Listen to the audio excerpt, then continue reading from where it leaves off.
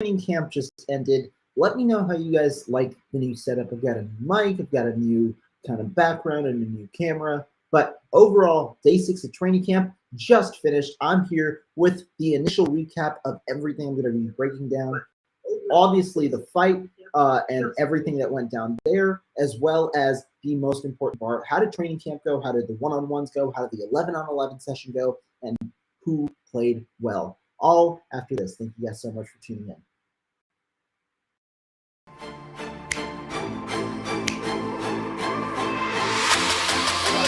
Let's go get him. Let's go get him today, man. Let's go. Hey, dominate on 3. 1, 2, 3, dominate.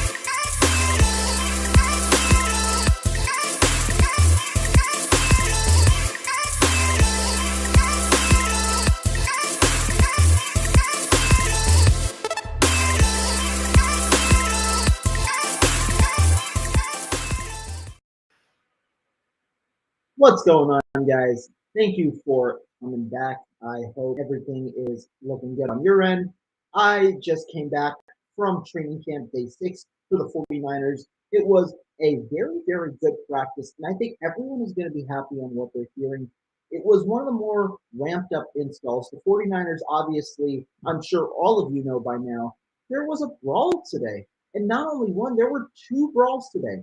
And they both involved Brandon Ayuk, both involved Fred Warner. You know, you heard the comments the other day from Fred Warner saying, I'd like to be irritating and I'd like to irritate Brandon Ayuk.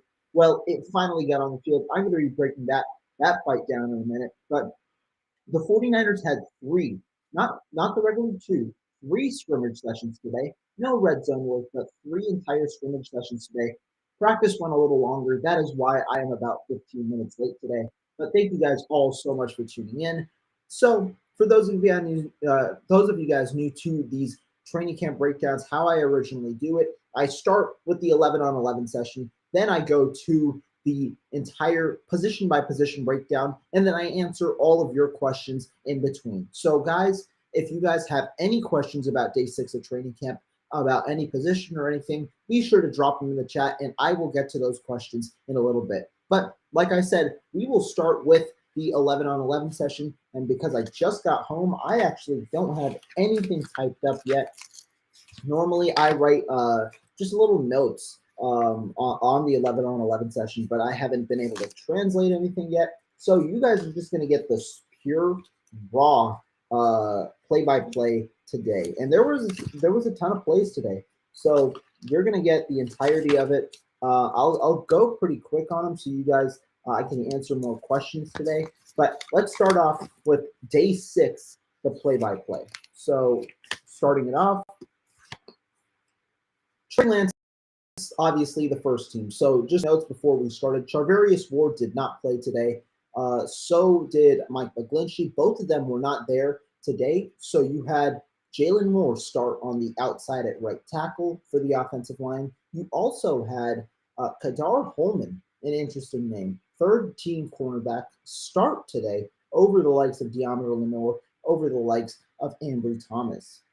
So keep that in mind as well. The day started off with Trey Lance on a run-pass option. He kept the ball for a 1-yard gain. The offensive line blocked well on the play. It's just the defense overwhelmed overall. Daniel Brunskill had a good rep picking up the blitz from Fred Warner, and Aaron Banks had a good rep on Javon Kinlaw. Unfortunately, the play just took too long to dissipate, and so Lance only got 1 yard on the play. But good start for the offensive line on rep number 1. On the second play, Trey Lance and Brandon Ayuk connected on a 25-yard dot.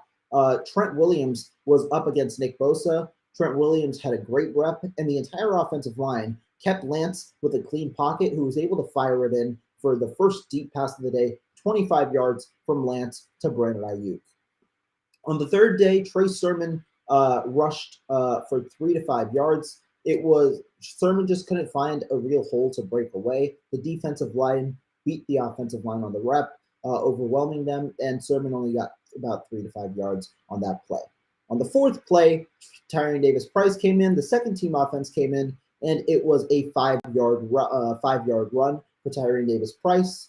The offensive line for the second team, by the way, I'm going to give it to you guys because the first team, like I said, involved Jalen Moore. So the second team was different as well. You had Colton McKivitz on the left tackle, Keaton Sutherland, who spent time at center and right guard, spent time at left guard today. You had Jake Brendel. The most important storyline of the day, Daniel Brunskill is the starting center. Jake Brendel took most of his time with the twos. Brunskill took a majority of the reps with the ones. This was similar to Saturday, but Brendel started on Saturday. It's just Brunskill took a majority of the reps that day. Today, Brunskill started and took a majority of the reps. And I will get to Brunskill's performance when we do the position-by-position breakdowns. But Brendel was with the twos alongside Keaton Sutherland at left guard, Jason Poe at right guard, and then at right tackle was Justin Skule. On the fifth play of the day, Trey Sermon had one of his many great runs. You'll see a pattern. He caught the right end for 10 yards. Alex Barrett was originally in the backfield. Sermon had a nice cut to the right side and cut for 10 yards.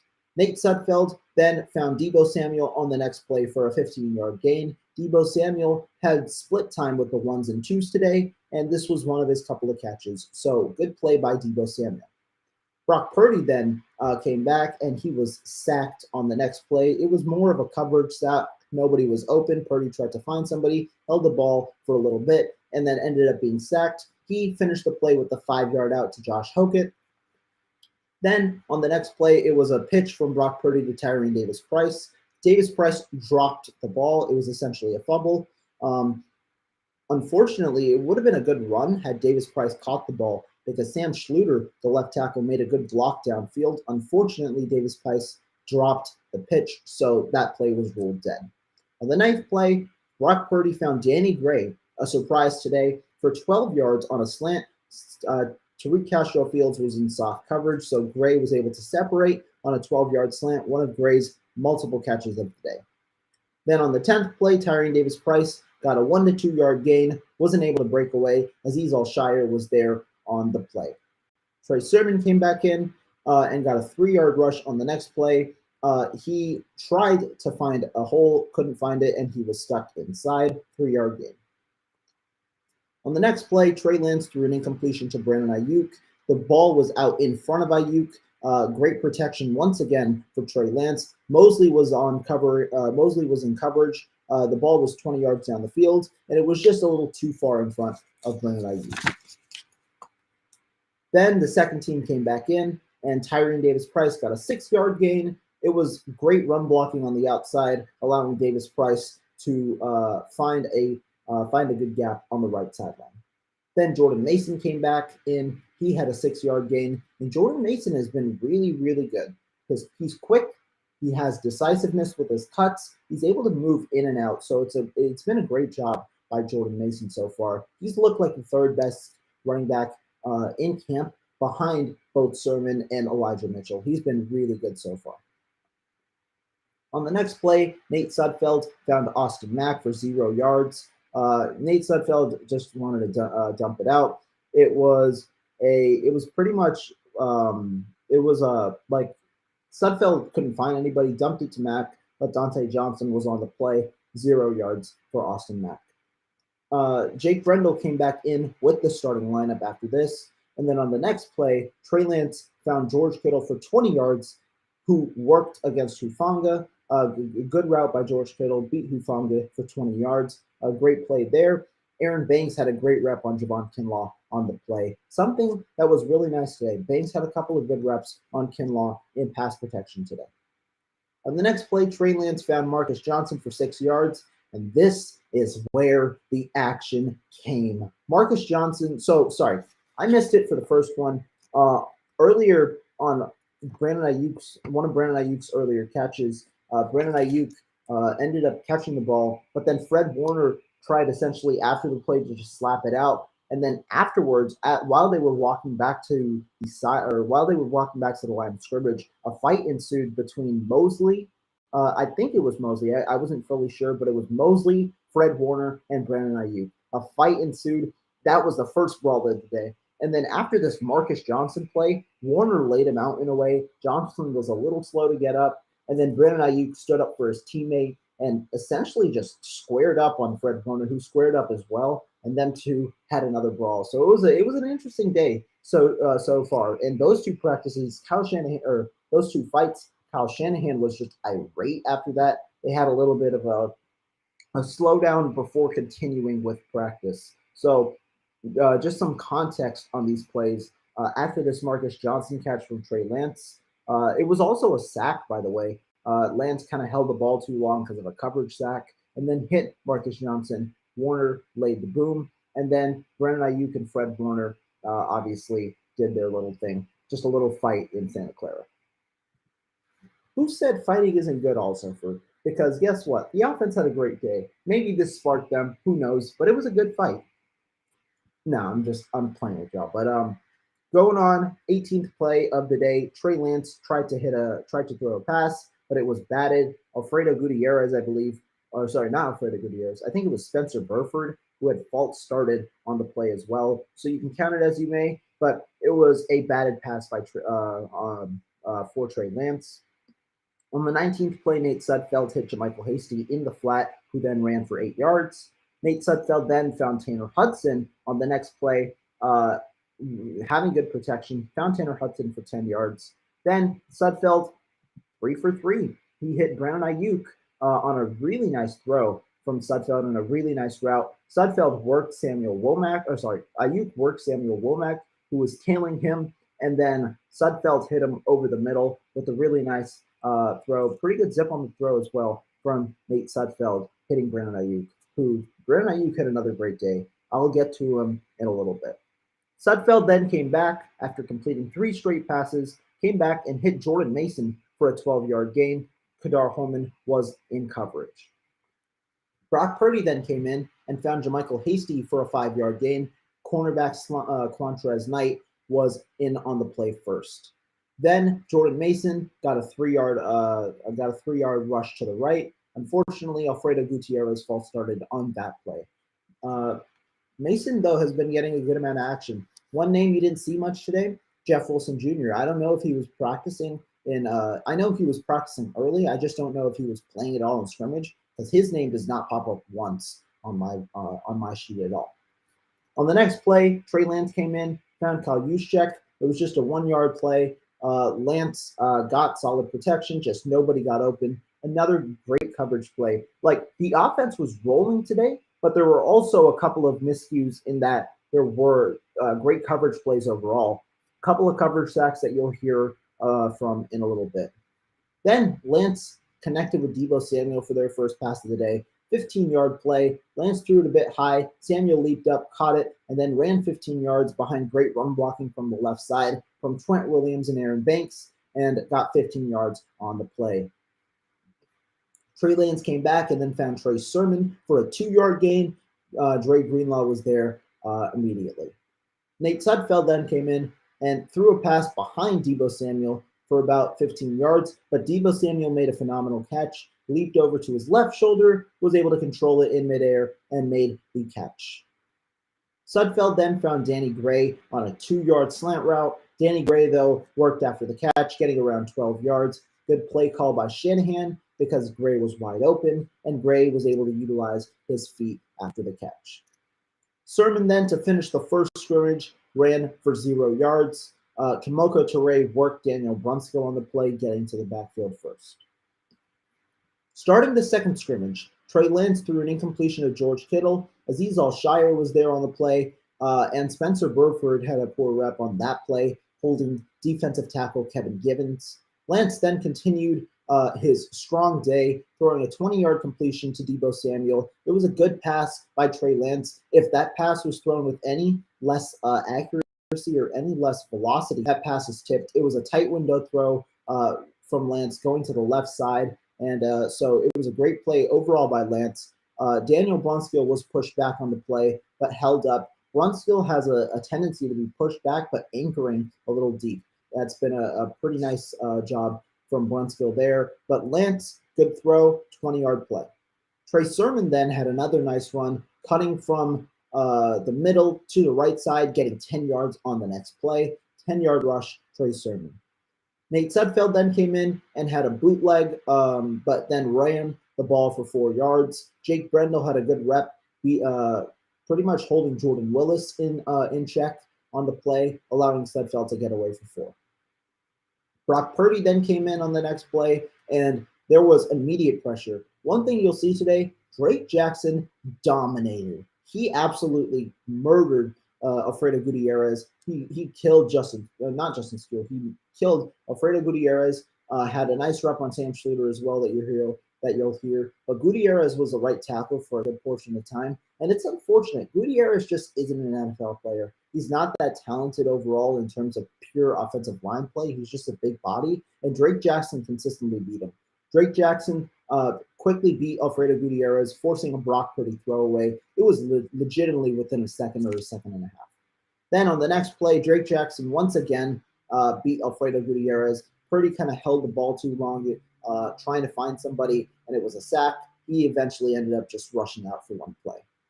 On the next play, Azeez Al-Shire came in on the left side. It was a linebacker blitz. Cal Juszczyk tried to chip it, but Al-Shire got there. Lance seemed a little startled by the pressure of Al-Shire, thinking probably Al-Shire was going to knock him out. And so Lance was a little startled, didn't get to the final read of his progression, which was the Juszczyk throw in the flat, and instead was sacked on the play.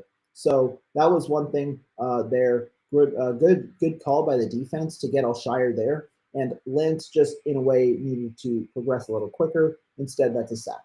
But it was an immediate sack as well. On the next play, Trey Lance had a 5-yard rush. Daniel Brunskill had a good rep on the play against Fred Warner. Warner was blitzing on the play, a linebacker blitz. And then Daniel Brunskill pretty much picked up the blitz, a good rep by him. Colton McKivitz also had a good rep on the play, allowing Lance to escape. Lance has shown great pocket presence so far in the little parts of practice. That's something that you want to see from your quarterback, especially a guy who has faced some good pressure so far. On the next play, Nate Sudfeld came in, and his pass was batted by Robert Nkemdiche, who was being defended by Jake Brendel. Good start to camp for Robert Nkemdiche. He's a funny guy. He was trying to hype up the crowd in between plays. He was like lifting up some of the ladies that were just working the sidelines for the 49ers, holding up signs and stuff.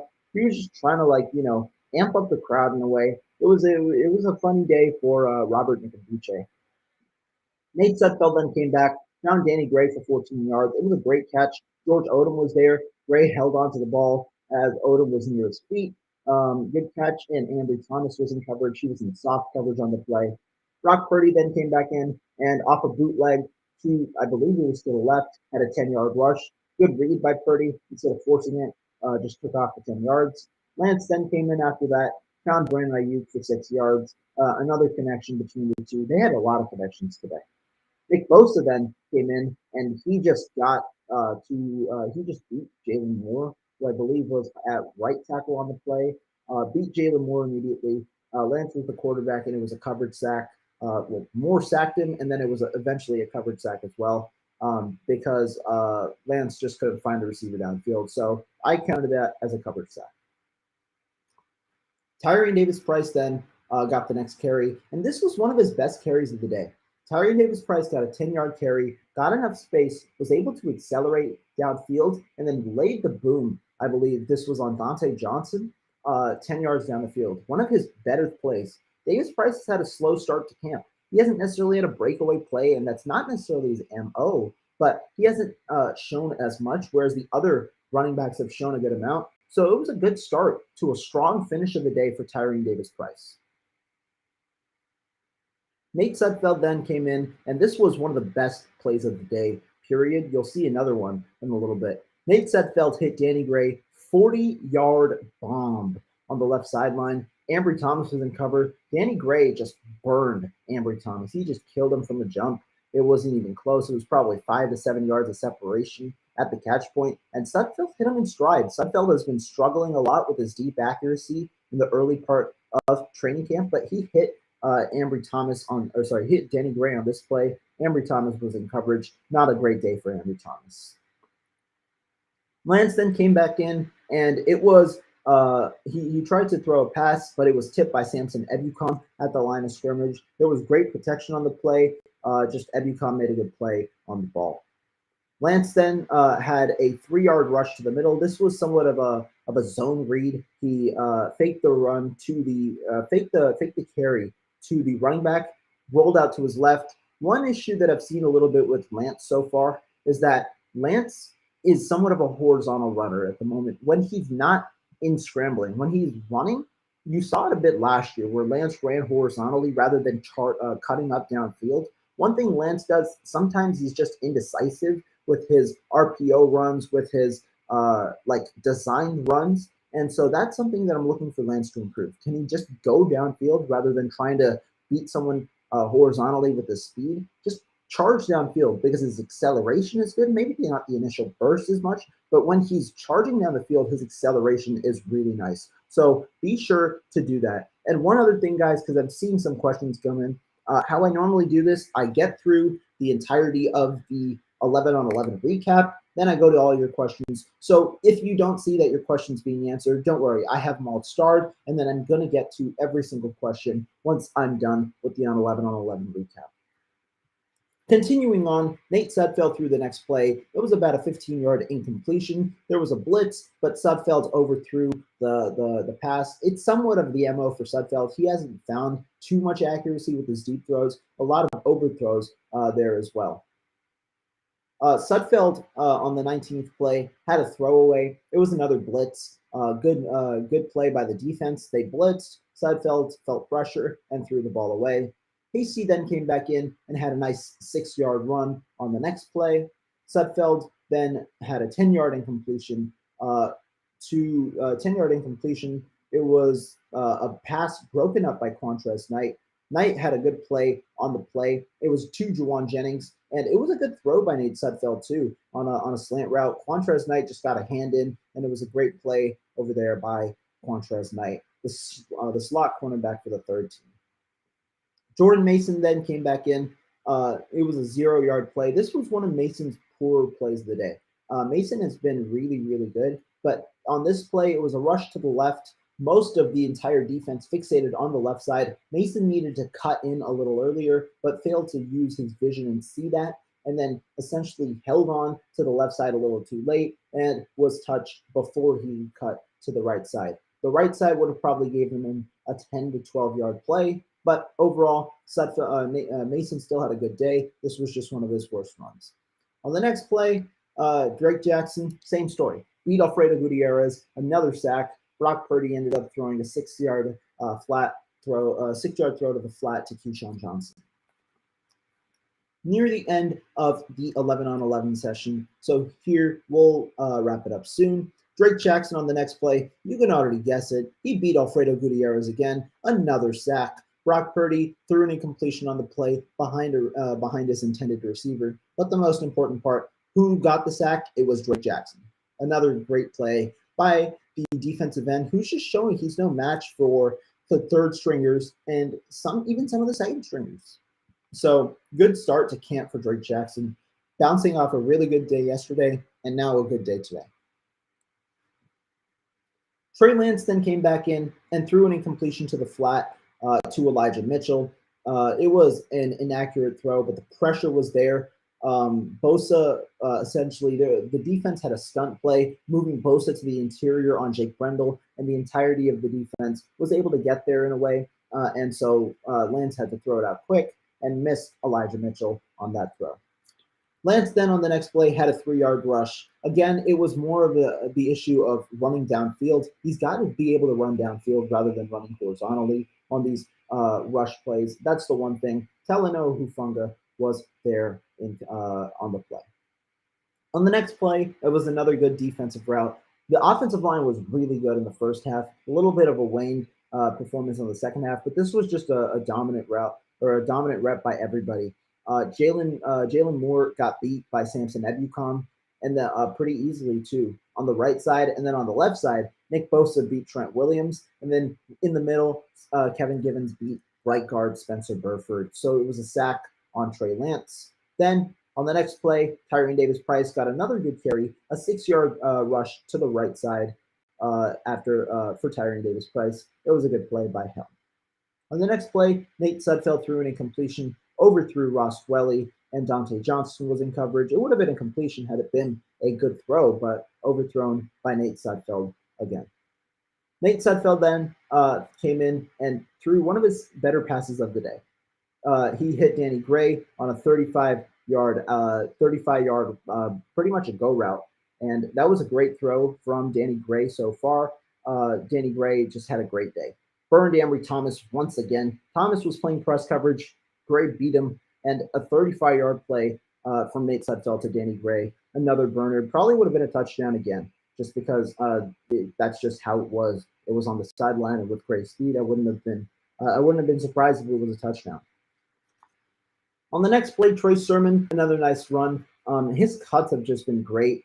He started on the right side, cut to the middle, got about a 4-yard gain, and then Sermon got a 2-yard gain on the next play. Some of Sermon's smaller runs, it's not that he's making the wrong read. He made the right read on this next play, this 2-yard run. He cut to the left. It's just nothing was there. The offensive line just couldn't sustain that block for a little longer. So it was a good cut. It's just overall nothing was there. You just couldn't get through the hole because it was too clogged up.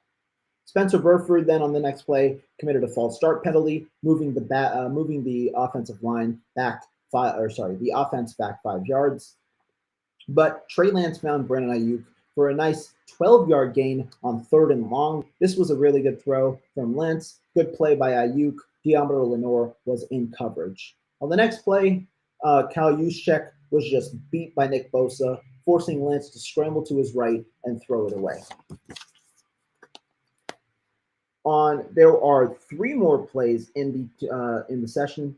Trey Lance, this was another nice throw to Brandon Ayuk. It was a high point throw. Ayuk caught the ball in the air, but got 2 feet in on the sideline. It was an 8-yard out. Great play by Brandon Ayuk, and just yet another throw from Trey Lance to Brandon Ayuk.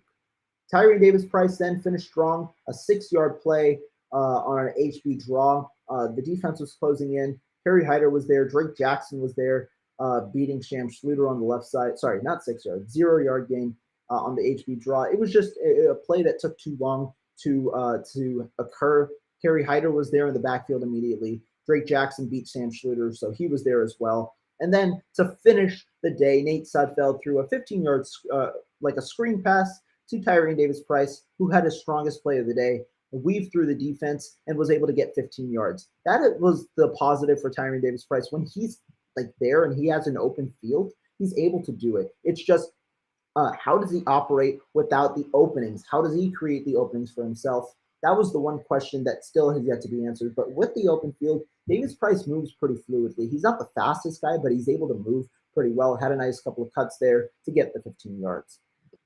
That was the wrap of the 11-on-11 session. So as I said, be sure to drop all your questions. I'm going to go ahead and answer your questions before getting to the position-to-position breakdown. I'll start on offense, go quarterback, running back, wide receiver, you get the gist, and then go ahead and answer all your questions, and then go ahead and wrap this show up with the defense. Give me a minute. Let's get some water, and then let's continue. And before I also go, gotta give a shout out to all of you guys. Thank you so much for tuning in. It means a lot to me. I just really enjoy doing this, and I just also enjoy seeing so many of you in here and just sharing some love and also dropping your thoughts on the 49ers situation. So to start, gotta give a shout out to Mariah, 49er Faithfully. Thank you for tuning in, as well as JCB. Thank you for your kind words. I'm going to continue to drop all of these coverage reports right after practice. So thank you guys for tuning in. And on that note, I'll be back here tomorrow. Tomorrow we have practice. Thursday is the off day for the 49ers for the week. So tomorrow we have practice. I will be there tomorrow breaking it all down. It'll be an interesting day because we didn't see red zone action today. Maybe we see some red zone action and some more move the ball action as well. Chris Wall says, petition to name my followers the writers of Rohan. You know, if I reach 1,000 followers, that is going to be the club. That is going to be like, you know how people have their little YouTube subscriber channel or whatever you call that thing. This is what it's going to be. Writers of Rohan, that's a great idea, especially after Lords of the Ring. Got to give a shout out to Dion. Thank you for tuning in as well. Niner Gang Podcast. And here we go with the first question. Anish Reddy asks, is Trey improving with his decision making under pressure? Trey actually, if we're talking specifically about throwing and just being comfortable, Trey Lance does not have an issue performing under pressure. When pressure comes, Trey Lance is able to just step in the pocket and make throws. There are occasional plays where Trey Lance does get flustered, maybe because he's going to get hit because it's obviously the first part of training camp. You're wondering whether that'll come. But Trey Lance so far, looking good under pressure. That hasn't been an issue really. It hasn't necessarily thwarted his accuracy. It's also a way where you can see his two-dimensional play. Like Lance is able to, like over the last 2 days specifically, Lance isn't afraid to run anymore. Over the first couple of days, Lance wanted to get the install done. Down. It seems Lance wanted to throw a lot more. It seems, especially because there's no harm in extending plays because plays don't get killed, right? But now with pads on, with it being like a more of a game situation, Lance is running when he needs to run, and he's able to avoid pressure. His pocket presence is pretty good. Him and Purdy have actually surprisingly pretty good pocket presence. It's only does Lance like I'm not actually too worried about Lance under pressure. He's been doing fine. That's why the reports have been a little more optimistic about Lance, despite the offensive line struggling a little bit. But the offensive line was good today. Lance was good today as well. And one thing I need to mention, because I didn't yet, Lance's stats. Lance finished the day 10 of 16 passing. A couple of good short throws. Like you saw a good amount of under 10-yard throws, but that doesn't mean Lance wasn't stretching the field. He had a 25-yard pass to George Kittle, to Brandon Ayuk, a 20-yard pass to George Kittle, a 20-yard pass to Deebo Samuel, a screen play to Deebo Samuel. Like he had a couple of good plays overall where he was moving the ball well. So it's not like Trey Lance is doing one thing. And also, more importantly, Lance has been able to throw the ball very well deep. Like if we're including today, he's over 50% on deep passes. I think it was 6 of 12 before today. I think today bumps it up to 8 of 14 or 8 of 15.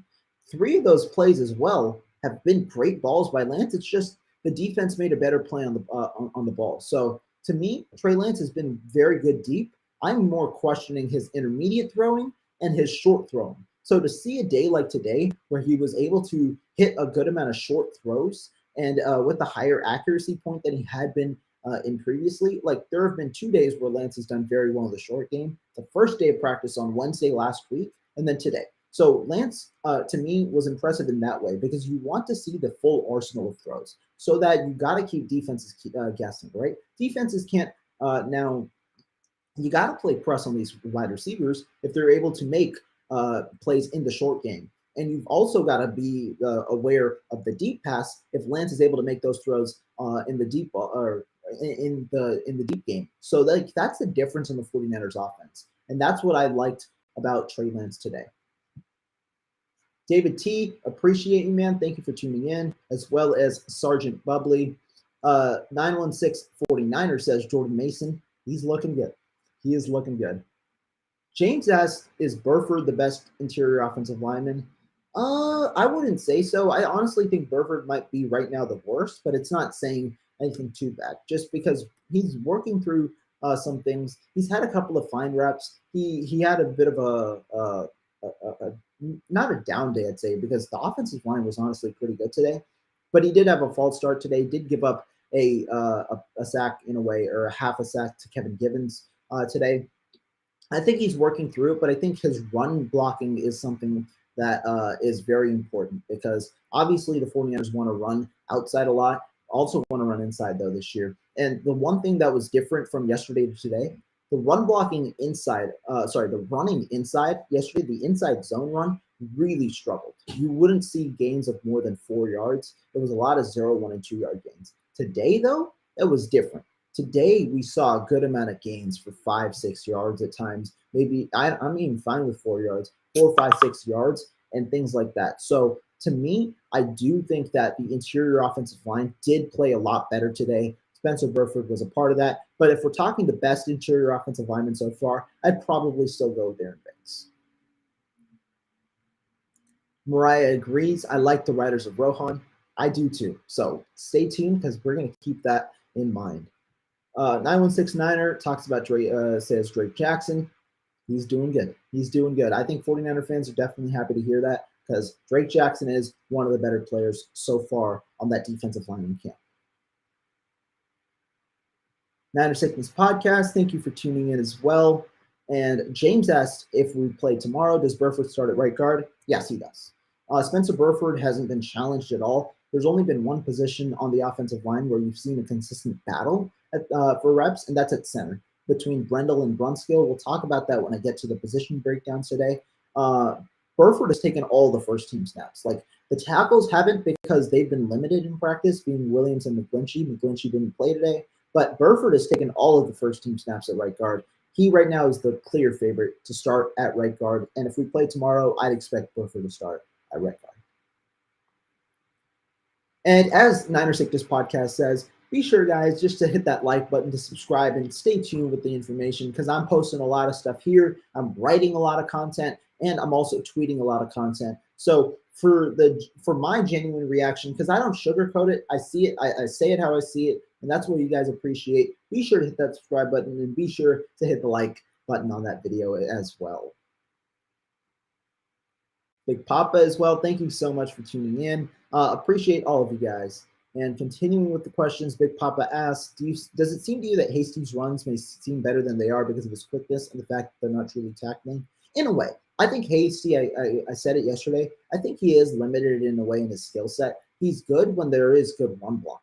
Like yesterday, Hasty had a 10 to 12 yard gain on the right side, but it was because there was nobody there. I'm not as big of a fan of Hasty just because I think he's a smaller back compared to a guy like Jordan Mason. And also he's had a fumbling issue before, like we saw it a little bit last year as well. And he also doesn't have surefire hands. He had a rep against Fred Warner today in one-on-ones, which I will get to as well in a little bit. And the ball was a good play. He ran a pretty fine route. It's just the ball bounced off his chest. And so he's inconsistent at times. He's had a couple of good plays. I can understand why the coaching staff likes him and may want to keep him, be it on the practice squad or be it on the 53-man roster. But to me, I don't think that I think that Hasty right now has been the fifth best running back in practice so far, behind Mason and TDP. I think if I'm genuinely giving my running back reaction so far, I put Mitchell at 1, I put Sermon at 2, I put TDP at 3, and then I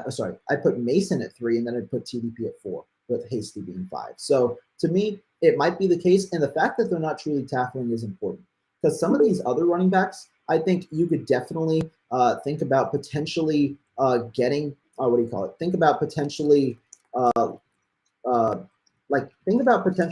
breaking some of these tackles. Whereas Hasty, I don't know if that's necessarily the case. I've got a good guest. I will get him on here in a minute because it is my favorite guest that I always bring on. But let's answer a couple of these questions, and then I'll bring the guest on. Actually, I'll bring him on right now. Marco, how you doing, man? What's up, my man? Too. How you doing? What's up, my man? Just got out of work. Oh, that's dope, man. That's dope. If y'all don't know, Marco grinds as well off the camera. He be working as well, full-time job. And so he and I have been getting to chat along. We're talking about training camp day 6, answering some of these questions.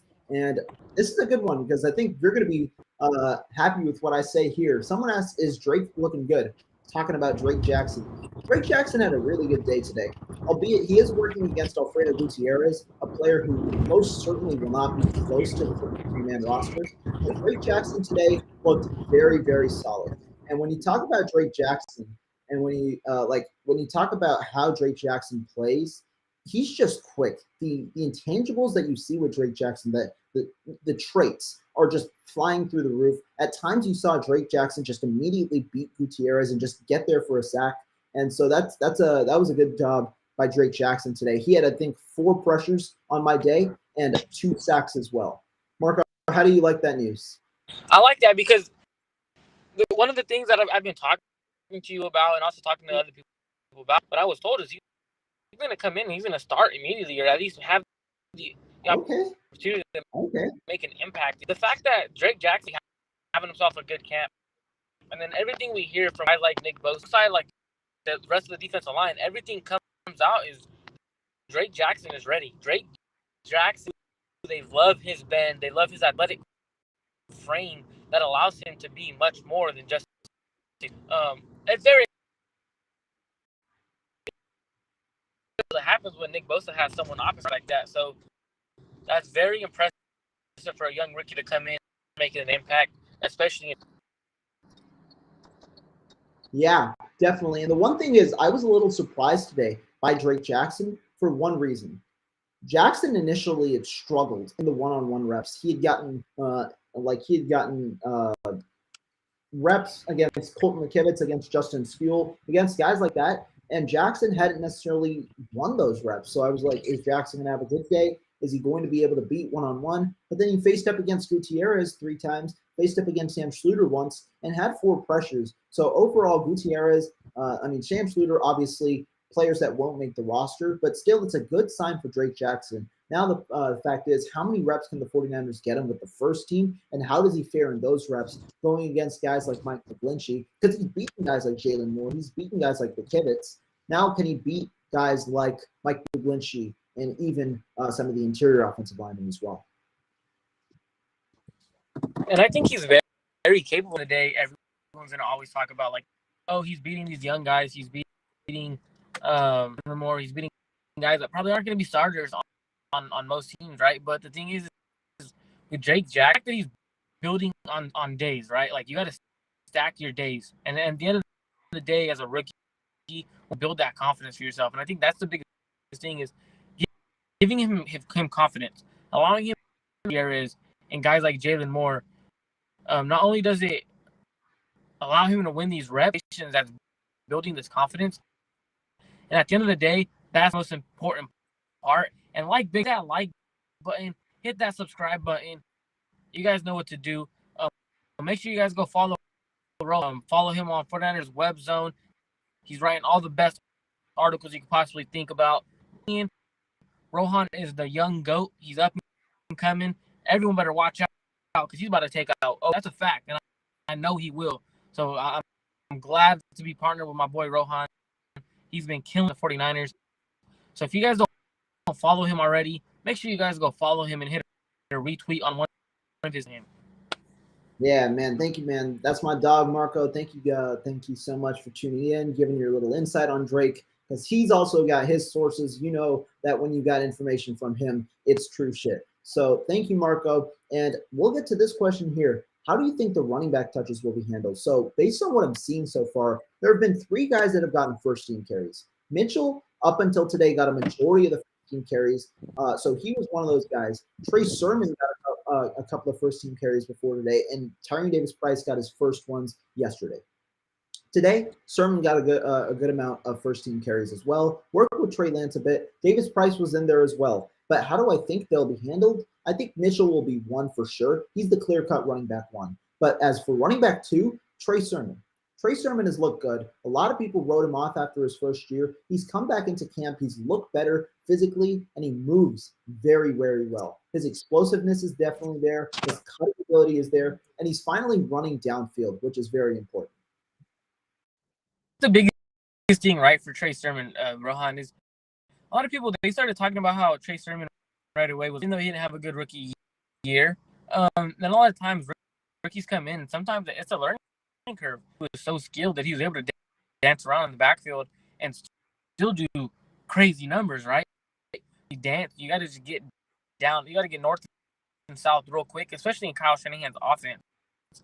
You're probably going to get touched in the backfield due to the outside zone scheme. Like, they're probably going to be an opportunity to actually tackle you in the backfield, but you got to be smart and elusive in order to oh my God, but be elusive in the system, because we see guys like Elijah Mitchell last year. What was Elijah Mitchell doing? He wasn't dancing. And a lot of people will talk about how Elijah Mitchell had the benefit of a great offensive line last year. He did have a great offensive line in the run game. But when you start doing that, and you're a guy like Trey Sermon, who's the power, I think once he starts learning that what he can do in this offense, and monster in the backfield with Elijah Mitchell, Trey Sermon, and Ty Davis. Yeah, I agree with you. I think that it's going to be a three-headed monster. And I'll be honest, there's one guy that should make this roster that I will be a little disappointed if he doesn't, just because he's flat out better than the other two players. That's Jordan Mason. Jordan Mason is an NFL caliber running back. It's surprising in a way seeing him play that he went undrafted, and the only reason is because he played running back. If he was playing at the level he was, and he was a linebacker, he was a cornerback, he'd be a top, like he'd be a fourth or a fifth round pick. I think he's that good so far. He looks the part. He's run physically. He definitely seems like the guy that'll fit a Kyle Shanahan mold of running back. And if you talk about a guy who could potentially take the load off of Deebo Samuel, you mentioned the three. I think Mason is the fourth. And I think all four of these backs are talented, which is why the 49ers are in much better of a position than they were last year when you had such little depth. When Jeff Wilson was essentially going to be your number two last year, Jeff Wilson is running back number 6 right now. So that just tells you how the depth chart has kind of changed. Mitchell obviously is there, but you have insurance now, whereas you had to run Deebo Samuel out there. And I'm not saying that that didn't work. Obviously it did, but now you have insurance for Elijah Mitchell, whereas last year you didn't necessarily have that because you have three other capable running backs to fit this system, and all three of them look good today in different portions. You do mention a player that you and I have both kind of been high on for a little while now, right? A couple of episodes, Jordan Mason making the roster, and the reason why I thought he was making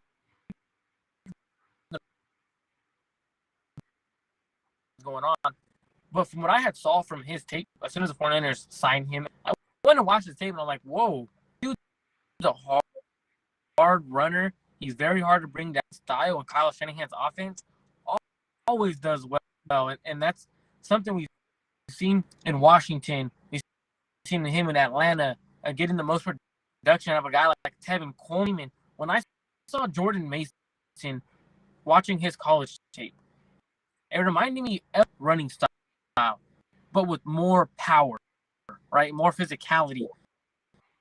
He has he's solid out of the backfield. I think he hit the nail on the head. He's going to be the fourth back on this roster. I just hope so, because if roster politics are in play, maybe not. But right now, based on talent, that's how it should be. Chris Wall here comes in with a question. Before camp started, my bold prediction was Brandon Ayuk becomes a household name, and it looks like that's going to happen. Brandon Ayuk has been the best player offensively for the 49ers on the field, and over the last 3 practices, and it's not close. Ayuk has just been so consistent for the 49ers. He's making catches over everybody. He's making contested catches. He's making great routes. And you put him against anybody and he's working. And now he's got that dog in him because he started 2 fights today. Not one, but he started 2 fights today. Shout out to Brandon Ayuk. He had a great day today. Another heavy workload, especially with Deebo Samuel being ramped in. Another heavy workload, and he did not disappoint. Clearly the best player offensively for the 49ers. So, Rohan, I saw during my little right, we're doing like a lot of meetings and stuff right now going on. So I did see that Brandon Ayuk and Fred. You probably already explained what happened, but I need you to explain it to me because, like, when I saw that, I was like, wait, and Brandon Ayuk, like, I know Brandon Ayuk is a dog. I know he has that mentality in him. Fred Warner was just chirping away, and finally Brandon Ayuk just exploded on him, or what? So the first play, so there were 2 balls. I know a lot of people mentioned one. There were 2. So the first one was Ayuk was being targeted on the right side of the field. He was in coverage with Emmanuel Mosley. I think Ayuk made the catch, and then afterwards, as they were running off, Fred Warner just tried to hit the ball out of his hands. And then as they were coming back near the sideline, I didn't see the full grasp of the first one. I saw much clearer the second one in terms of how it started. As they came back, Ayuk, Mosley, and Warner were all together, and the scrambler, it just a flurry started coming out. Everybody was near the field. It was like you and it's so funny because you heard earlier this week, Ayuk said Fred Warner is freaking irritating. This guy just tries to be irritating, and then Fred Warner's like, hell yeah, I'm irritating. Get in my face. And so them 2 went at it earlier today. And then not only that, maybe a couple plays later here, I'll find out exactly when it happened because I have it written down. So The second one was on the 17th play of the day. And the first one was on, I believe, the 12th play of the day. Yeah, it looked like, the 12th play. So it was like 6 plays apart. The second one was interesting. It wasn't, Ayuk was not involved at all. So Trey Lance had gotten sacked on the play, I believe. Let me look. That's right. Yeah, Trey Lance had gotten sacked on the play. He held the ball a little too long. It was more of a coverage sack. He hit Marcus Johnson then on a 6-yard play, and Warner kind of laid the boom on him on that play.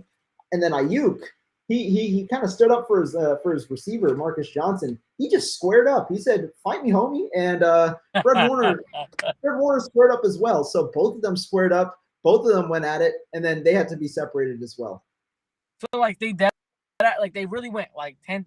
They both like just squared up. I didn't see like too many tackle each punches other. just because like everybody came in together, but they were definitely going at it. I know in the first one, they tackled each other to the ground. On the second one, I didn't see too much because they tried to separate them immediately as Johnson was slowing it up. That is hilarious. But I love the dogging said something the other in the interview that brought something to my attention, right? Yeah. Brandon Ayuk. Everyone was like, well, Brandon Ayuk is for his rookie year. He looked great. He looked like second year. And then year 2, he was in the doghouse with Kyle Shanahan to start the year because he didn't come back to, right? And then Fred Warner the other day goes, he said, and this caught my assist down, and I've been thinking about this for some time now. He wrote, I don't have my paraphrase. He said, I chose Brandon Ayuk to get on because I know how good he can be, and I'm gonna get that out of him. Whoa, okay. I love the leadership that Fred Warner's taking, and now I have that mentality during practice. Like I'm gonna be the best receiver on the field, which he's shown he is when Debo's not on the field. I don't know how it looks when Debo's on the field with them, but he's showing that he has that dog in him to stand up, and he's not going to be pushed around by a guy like he is. And that's where it gets scary hours for this offense, because when you get Ayuk, you can already have the most confident player I've ever seen in a Debo Samuel. With Joe, this offense is going to be very dangerous if you have everyone confident like that. Yeah, definitely. Here's what Ayuk said after practice to NFL Network. It was a little friendly training camp scuffle. It's hot today, so tempers flaring today. But it's football. Football season's here. The defense came out here with a great intensity the last couple of days, so we've got to wake the offense up one way or another. And see, look right there. We have to wake the offense up one way or another. Brandon Ayuk showing leadership. And it's a different style of leadership. Look at other players. They're going to go to the team. They're going to give them like, hey, we got to get going. They're going to use their play on the field as their leadership. Brandon Ayuk is using his play on the field, but not only his play on the field, he's using this heart that he has, right? It's up after he gets leveled, and this is going to show the offense that, hey, we got to pick something to do because our defense has been handing it to our asses the last couple of days, and it's not because of we're not good. It's because they're damn good. We need to raise our intensity level to another. I mean, that's showing the growth of a young Brandon Ayuk taking the next step into a star player on the 49ers, and I'm enjoying it. Yeah, I'm trying to figure out how many catches exactly he had today. Figuring it out. He's so far in the second scrimmage, I know he had 3 completions total, 3 to Trey Lance. And then I know he had a nice 20-yard play from Nate Sudfeld in the first scrimmage. And then overall, let's count it.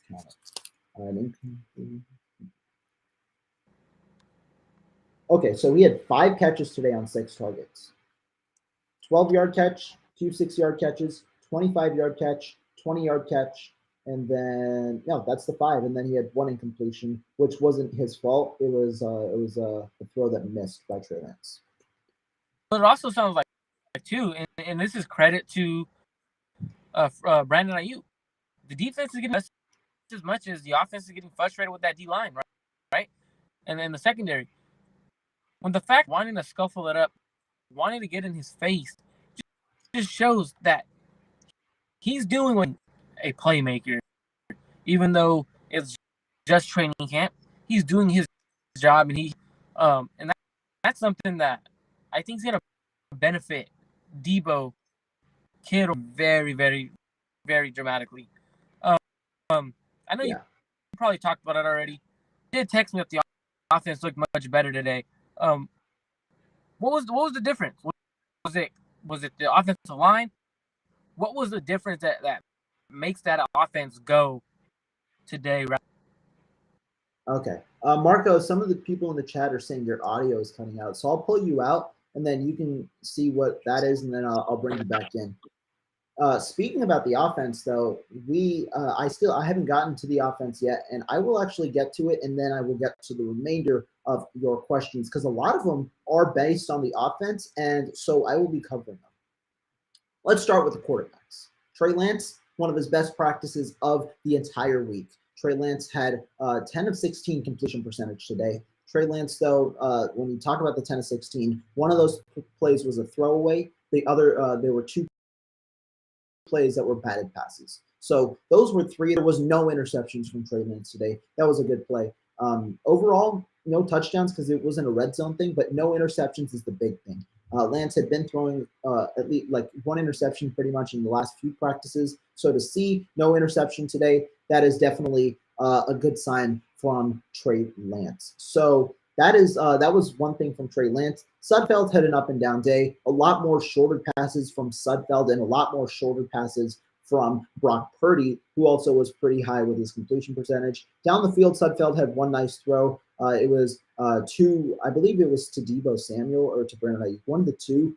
It was a nice 20-yard throw. No, it was to Brandon Ayuk where Sudfeld zipped it in, and if it was slow, if it was like in any other location, it would have been incompletion. But Sudfeld still is overthrowing some receivers down the field, which is an issue overall with his deep play. Overall, though, most important part, Trey Lance played well today. And as I said earlier today, Trey Lance in the short game, that was the biggest improvement today because you hadn't necessarily seen him throw short a lot. So it's very comfortable seeing that he doesn't mind throwing 6-yard plays, 6-yard plays, 4-yard throw in the flat, right?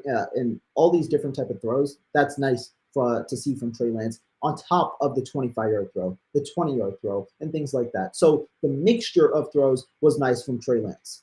Then let's move on to the running backs. I spoke mainly about it, so I'll go pretty quick on the running backs. But as I said, Trey Sermon had a really good day today. Elijah Mitchell, in my opinion, didn't really get much action. You saw a lot more running action with the second and third team, but also Sermon and TDP at times getting a little reps. Sermon looked like the better running back today of the 2 in terms of him and TDP. TDP had a short, slow start to the day. He didn't really break away from many many runs. He didn't necessarily have the strongest start in terms of his running, but finished the day really strong. Had a nice 10-yard run where, because there was an opening based on the running scheme and based on the offensive line, because there was an opening in front of him, he was able to burst away for 10 yards, cut to his right, and then laid the boom. He's going to be a nice physical runner for the 49ers in 2022. That's the good sign from TDP. He might not be that home run hitter that you've expected at the running back position from the last few years, but he might be a physical runner that is going to be very helpful for the 49ers. And so TDP, he's good. He's good. He's growing right now. He's not being handed anything, which is really good in my opinion. Running back 3. But Jordan Mason then was one of the better players today as well. He had a nice run. He also had a nice he had a nice play in one-on-ones as well. Mason right now seems like he's going to be running back 4. Moving on to the receivers, I talked about Brandon Ayuk, 5 catches, 6 6 targets on the day. But I'm still not really like when you talk about the receivers, I understand it's 5th, 6th stringers kind of going up against the top defense or the second defense, but they still failed to separate on several occasions today. There were a lot. I think there were 3 coverage sacks on my book today, and so there are some issues still to be sorted out, and I'm sure it's just the receivers and quarterbacks getting on the same page, especially the backup quarterbacks. But Receivers, what stood out, Danny Gray. Danny Gray has been struggling in training camp. I noticed his struggles, and I told you guys yesterday, after that first 45-yard catch, he really hadn't been winning much. Deommodore Lenoir had good coverage on him. I know Ambry Thomas had good coverage on him on a play over the past few days, and he didn't win his one-on-one yesterday against Jimmy Ward. Today, though, different. Danny Gray was really nice today. I think he had 3 or 4 catches overall. A nice 40-yard bomb to start over Ambry Thomas. Ambry Thomas got burned today by Danny Gray twice. It wasn't once, it was twice. Danny Gray had a 40-yard bomb. Nate Sudfeld threw a good throw. Ambry Thomas was playing press coverage, and Danny Gray was able to beat him on the left side. Then on the right side, later on, Danny Gray had another play against Ambry Thomas, burning him for 35 yards, and that could have gone for a touchdown if he had continued running forward. So 2 good plays by Danny Gray there, but I don't care as much about that. What I care about is how does he route run, and how is he improving in that aspect, because that's been the part where he struggled the most. But he had a nice 2 other nice plays today. He had 4 catches in total. He had a 12-yard slant today, which was a pretty good throw and a good pass. I forgot who passed it. I can check while I continue to talk. But Danny Gray had a nice play there. It was from Brock Purdy. TCF, Tariq Castro-Fields, was in soft coverage. So Gray was able to separate a little bit, had a couple of yards, and he was able to separate. But then the last play that Danny Gray had that was nice, he caught a ball about 2 yards out from Nate Sudfeld. He was in open space, and he just accelerated down the field for another 10 to 12 yards. Danny Gray might be a better receiver being used open in space because he has struggled to win initially. But in space, when he has the ball, he looks the part with his fast speed. So great day for Danny Gray after having a couple of poor days, poor showings, just struggling to win against cornerbacks. Today was a better day. Talking about other receivers, Mccloud and Jennings really didn't get in much on the action. Jennings, talking about one-on-ones, Jennings did beat Darqueze Dennard on one of his one-on-ones, but he dropped a pass. Jennings has looked all right so far, but he hasn't looked necessarily spectacular. But Mccloud and Jennings haven't been featured as much over the last 2 days. I'll say that. Continuing on, let's see. Is there anything else that I want to say about the receivers?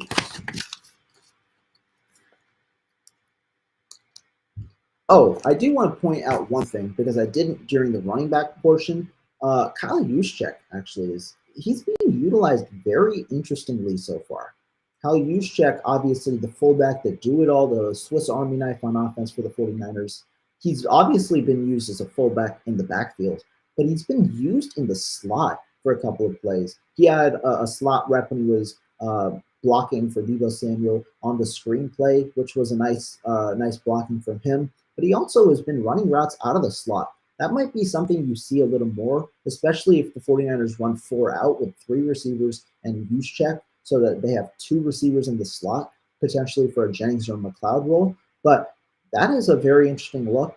Kyle Juszczyk, don't be surprised if you see him in the slot a little more than expected with Trey Lance and his ability to throw. Good. It's not like he had what do you call it? It's not like he was spectacular or anything today. He only had 1 catch for 1 yard. But that was something interesting that I saw overall from Kyle Juszczyk. Let's real quick move on to the tight ends. The tight ends to me aren't that aren't that special right now, because without, like, when I was talking about tight ends earlier in training camp, there were 2 things that I talked about. George Kittle, who has been very consistent over the last couple of days. Another great day from George Kittle, had a 20-yard catch, which Arvarius Moore, I believe, with Hufanga in coverage. Good day for George Kittle in scrimmage. He did drop a pass in the one-on-one section, but you're not too worried when that happens when it's George Kittle. Good day overall, and he's been consistent. But tight end 2 has been a very big question mark because nobody knows who's winning that job. For me, it was Jordan Matthews. Jordan Matthews was looking good, and then he got injured yesterday.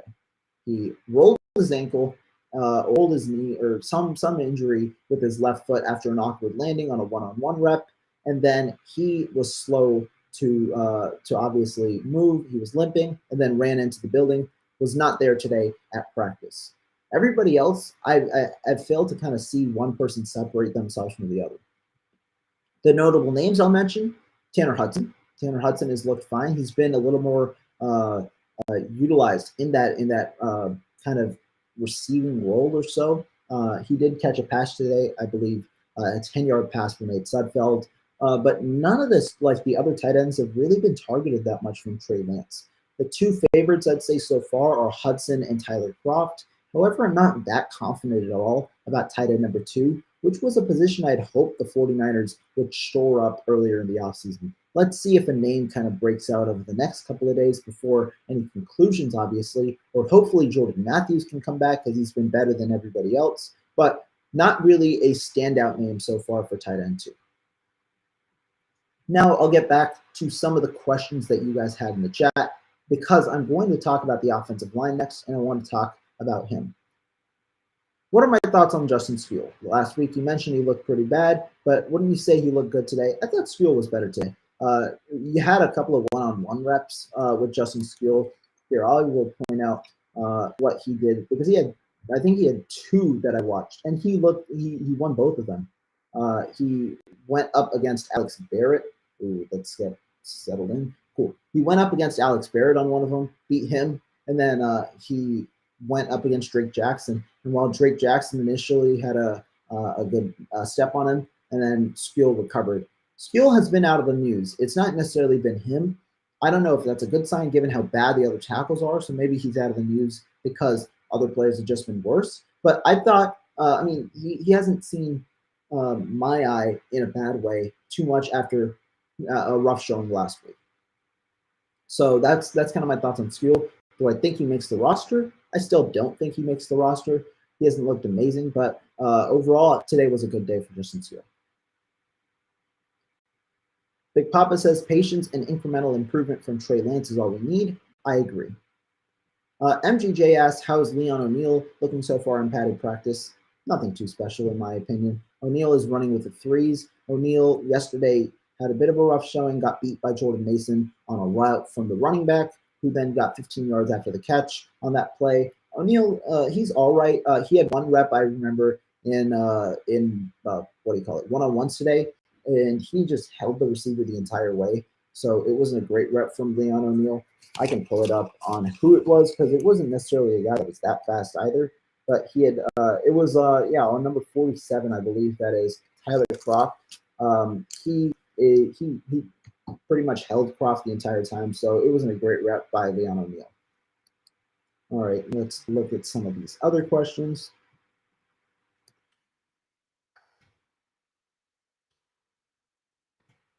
All right, here we go. We got one from 916niner talking about Trey Lance and rhythm and count his bag equals danger. Yeah, I mean, they've looked good so far, especially today. Do I expect Brandon Ayuk to be a 1,000-yard receiver this year? I do. I've said this. I think Brandon Ayuk will be a 1,000-yard receiver, especially with seeing how Lance and him have connected early. I think he'll be very featured very much early, and then Lance, when you saw last year's throwing chart, he spread it out a lot. So that's the one thing that is holding me back from maybe saying Ayuk will be that 1,100 complete breakout this year. But Ayuk, looking so far, pretty damn good. He's, like I said, he's been the best offensive player on the field so far for the 49ers over the last 3 days. Ayuk has really blossomed, and he's winning against everybody. I'd be shocked in a way if Ayuk, if he was healthy, to be if he wasn't a 1,000-yard receiver. When you look in his first 2 years, this is his first real offseason, by the way, because last year he was getting acclimated. Kyle Shanahan said it right, because it's completely different from the COVID year. So this is his first true offseason where he's really adjusted. His first year, Ayuk had 12. He played, I think, in only 12 games and had 748 yards. If you put that over a 16-game season, that's well over 1,000 yards. Then last year, after the first 6 weeks, Ayuk had a 730 of his 826 yards. If you put those stats from week 7 onwards to week 18, Brandon Ayuk would have gotten 1,128 yards over a 17-game season. Those 17 games, I expect Ayuk to be healthy. He's looked so far so good, and I expect him to be a 1,000-yard receiver. David T asks, how is the slot corner position looking? Is anybody standing out? Not entirely. I don't think there's a standout really. Darqueze Dennard took over again. It's been there's only been one day where there hasn't been Darqueze Dennard starting. That was Dante Johnson on Saturday. He took over the first team slot corner reps. Dennard though has been the one guy, and what do you call it? Samuel Womack has normally run with the twos at slot corner. Today was interesting. Womack ran at the outside corner position because they had a lack of depth given that Travarius Ward was out today. So Womack ran with the threes outside with who was it? Kadar Holman. Them two ran with the threes. Holman actually ran with the ones. I'll get to that in a minute. But Womack ran with the threes at the outside corner. Here is a question about Akeem Spence. Akeem Spence has nothing too special. He doesn't get too many reps. I saw one-on-one with him today, and that was against Donovan West. West beat him. I tweeted about that. West beat Spence in the one-on-one. Chris Wall says, I feel like Hasty is the odd man out, and I don't get the feeling that other teams will pick him up. Your thoughts? I think Hasty right now is the odd man out. I think the coaching staff does like him. Probably likes him more than Wilson. But the question about other teams not picking him up, I don't know. That's the one question that I'm still yet to answer. Hasty might get picked up by another team. The Seattle Seahawks up north, they just lost Chris Carson. He went to retirement, and they normally have a propensity for picking up 49er players. I would not be surprised, given how much they're running the football, if they liked a guy like Hasty this year. So I wouldn't be surprised at all.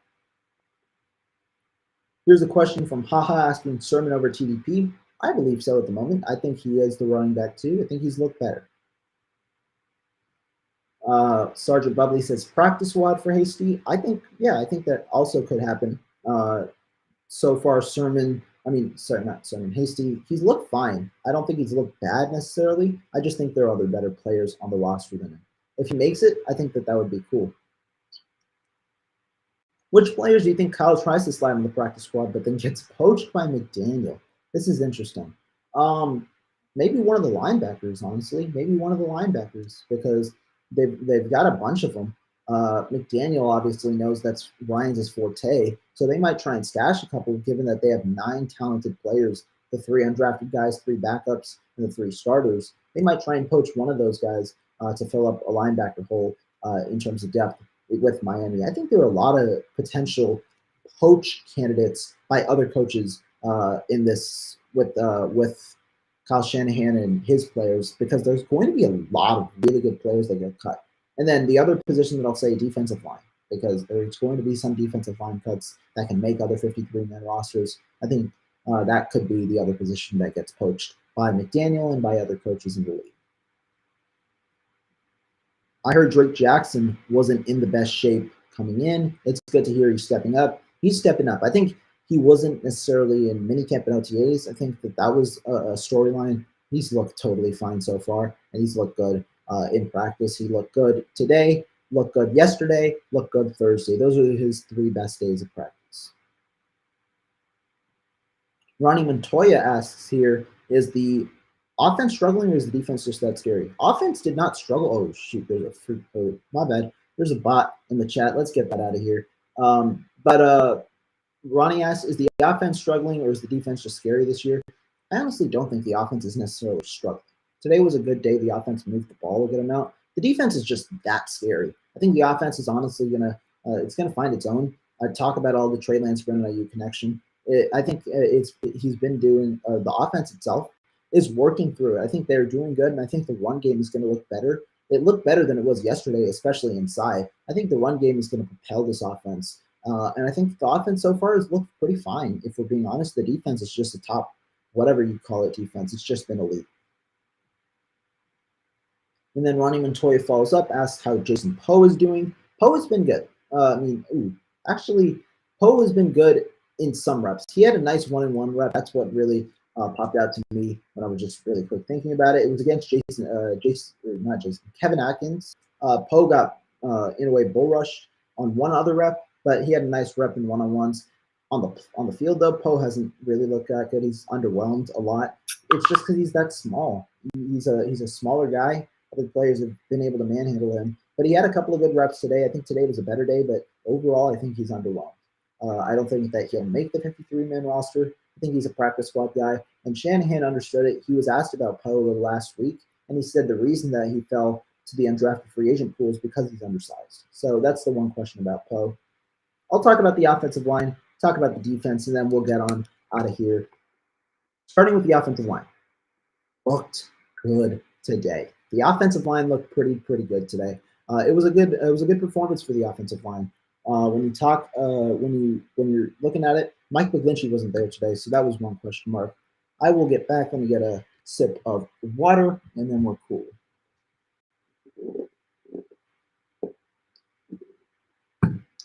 Nothing better than water. All right. Continuing forward, offensive line. As I said, with the offensive line, what do you call it? Looked good today. Trent Williams was back in the fold. No Mike McGlinchey, though. That was the one question mark because Mike McGlinchey probably had a planned rest day today. Was not in the fold. Jalen Moore took over at right tackle, so I was like, what did I talk about yesterday? Cohesion. And I was like, damn, the one thing that you need is a full offensive line out there, cohesion, but it wasn't there. Also talked about the center position yesterday, how it struggled. Today it was better. Daniel Brunskill took all of the first team, not all. He took a majority of the first team snaps. He took probably 75 to 80% of the first team snaps today, and he started at center today. That was a difference. He's taken the first team snaps majority only twice. That was today, and that was on Saturday. But today he looked good. Today there were a couple of reps where he looked good. He's positioning himself to be the starter at center for the 49ers. Alongside Banks and Burford. And the offensive line, especially the interior, looked a lot more cohesive today than yesterday. Trey Lance as well. He's getting adjusted to how his offensive line operates, and he's able to move and maneuver around the pocket because of that. So that's a good sign. Because the offensive line is doing good, Trey Lance is looking better as well. So that's one part about the offensive line. Aaron Banks continues to compile some good reps. He had a couple of good reps against Kinlaw today. He had a couple of poor ones too, but overall he's looking better.